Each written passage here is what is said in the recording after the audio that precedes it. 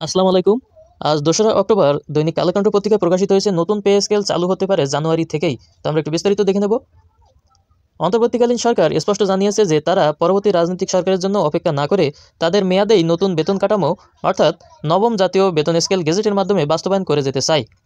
অর্থ উপদেষ্টা ডক্টর সালেউদ্দিন আহমেদ সম্প্রতি বলেছেন, নতুন পে স্কেল ২০২৬ সালের শুরু জানুয়ারি, মার্চ অথবা এপ্রিল থেকেই কার্যকর হতে পারে।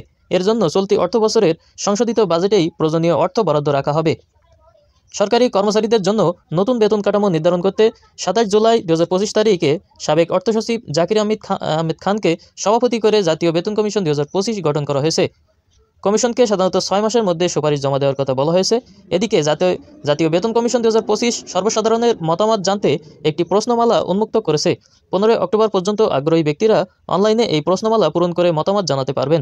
এই প্রশ্নমালায় ন্যায়সঙ্গত ও কার্যকরী বেতন কাঠামোর সুপারিশ প্রণয়নে সহায়ক ৪টি প্রশ্নের উত্তর চাওয়া হয়েছে।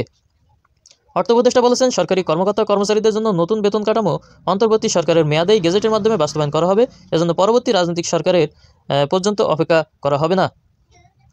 গ্রেড ও বেতন কাঠামো বর্তমান সর্বোচ্চ গ্রেড ১ ও সর্বনিম্ন গ্রেড ২০ বেতনের অনুপাত প্রায় ১০:১।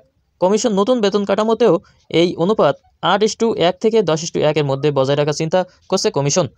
বর্তমান বিদ্যমান ২০টি গ্রেড থেকে গ্রেডের সংখ্যা কমিয়ে ১৫টি বা ১২টি করার প্রাথমিক আলোচনা চলছে। কমিশনের এক সদস্যের বরাত দিয়ে বিভিন্ন গণমাধ্যম জানিয়েছে, নতুন পে স্কেলের সর্বোচ্চ সর্বনিম্ন গ্রেডের বিষয়ে এখনও কোনো সিদ্ধান্ত চূড়ান্ত হয়নি। এছাড়া বিদ্যমান পে স্কেলের তুলনায় গড়ে কী হারে বাড়ানো হবে সেটাও চূড়ান্ত নয়। তবে ওই সদস্য আভাস দেন, বর্তমান সর্বোচ্চ সর্বনিম্ন বেতনের অনুপাত ১০:১, যা নতুন কাঠামোতেও ৮:১ থেকে ১০:১ এর মধ্যে থাকবে। প্রতিবেশী দেশগুলোতেও এ ধরনের অনুপাত প্রচলিত।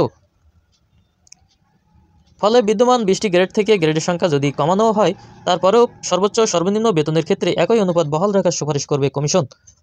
জানা গেছে, কমিশন চিকিৎসা ও শিক্ষা ভাতা বাড়ানোর প্রাথমিক সিদ্ধান্ত নিয়েছে। বর্তমানে একজন কর্মচারী চাকরির শুরু থেকে অবসর পর্যন্ত মাসে ১৫০০ টাকা চিকিৎসা ভাতা পান। কমিশন এ ভাতা বাড়ানোর পাশাপাশি অবসরোত্তর সময়ের জন্য বাড়তি সুবিধা রাখার পরিকল্পনা করছে। সন্তানদের শিক্ষা ভাতাও বাড়ানোর সুপারিশ থাকবে।